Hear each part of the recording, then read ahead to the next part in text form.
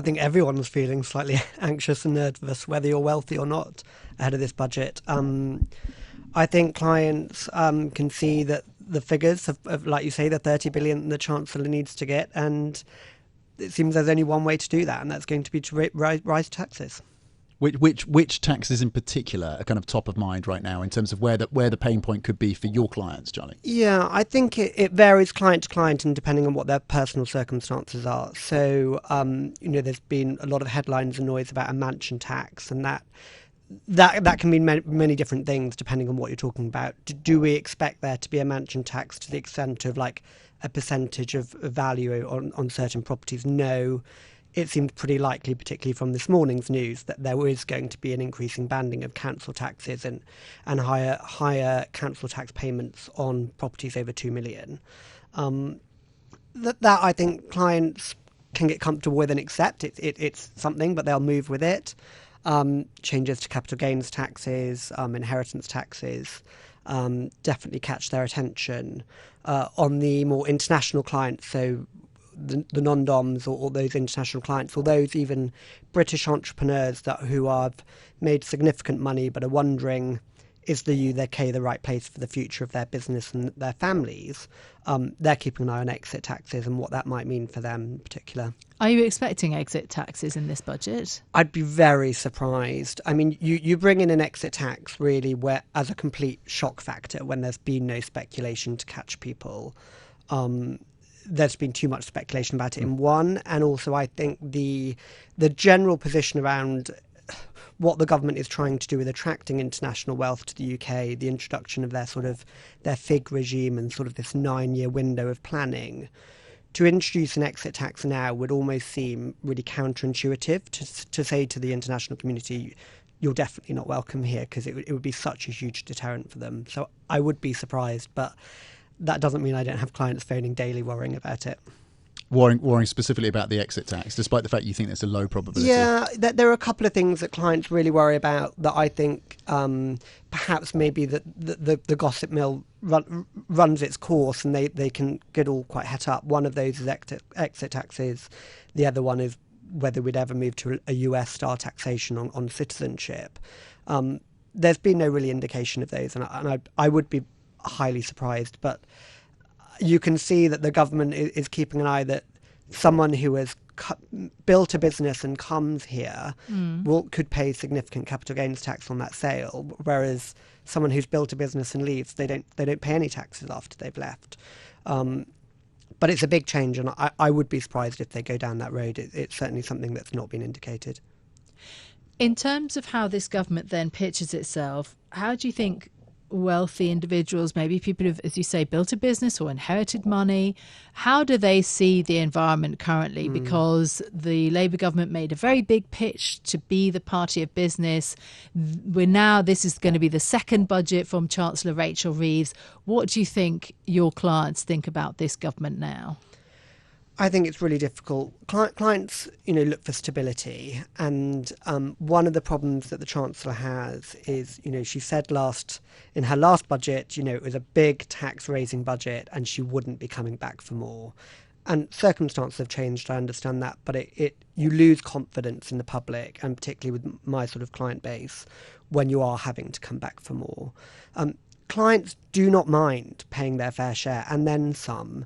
I think where clients worry is when they are paying their taxes and are they going to the right places and being used in the right ways. And I think clients are more questioning, the productivity of the public sector and is money being used in the right way. And actually, could there be savings elsewhere that means, yes, they'll contribute tax, but that they feel that it's being used to better the economy in a different way in the country.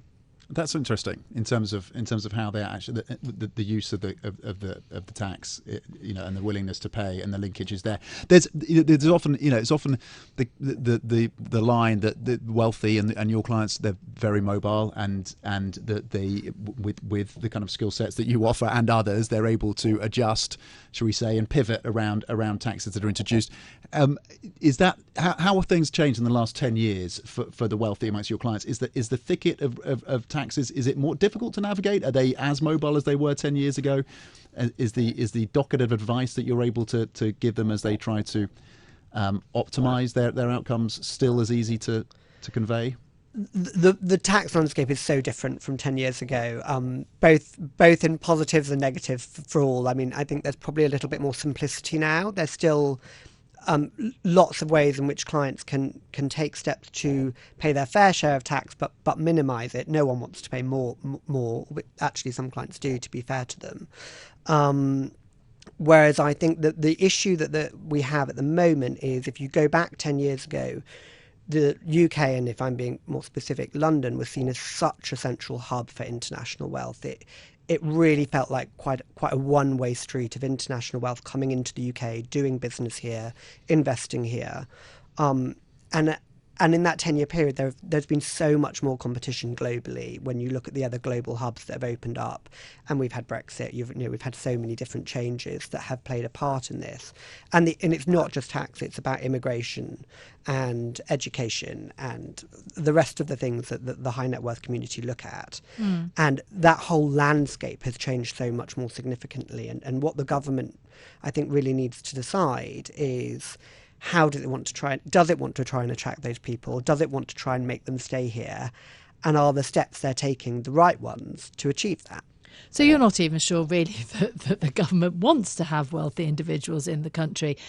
I want to go back to May, when you spoke to us on Bloomberg Radio, and you talked about last year's budget changes potentially leading to between 25 and 40% of your client base to leave Britain. I'm going to quote back to you the number that you gave us.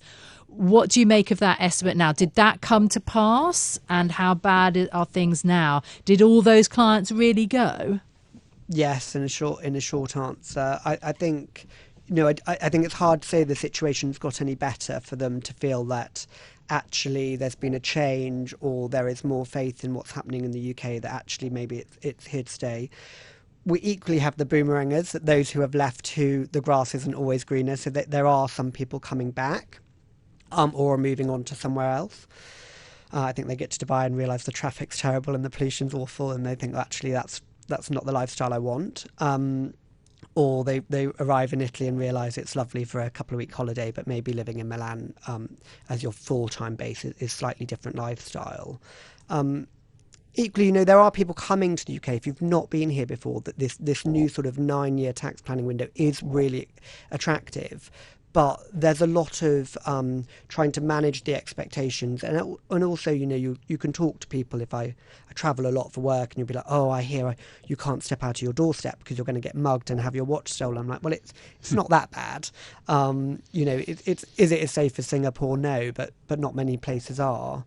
Charlie, for those who are listening who are not in the wealthy bracket, explain why they should care about the wealthy residing in London and the UK or not, and what the multiplier effects are, if there are any.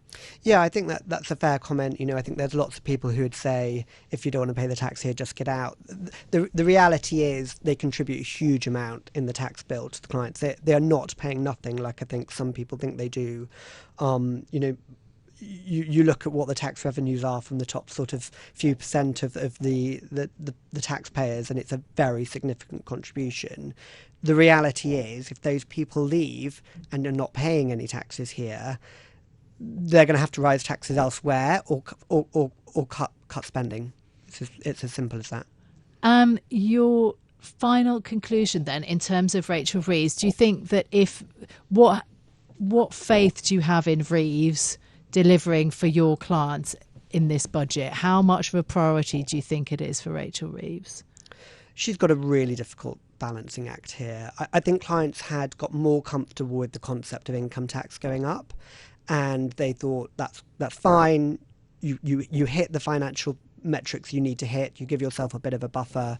There's more stability for the markets. There's more stability of what's going on. I think where clients feel more nervous now that there's been a row back from that is this kind of an idea of a pick and mix budget that might not get her where she needs to be, and then she might come back for more. That's the concern.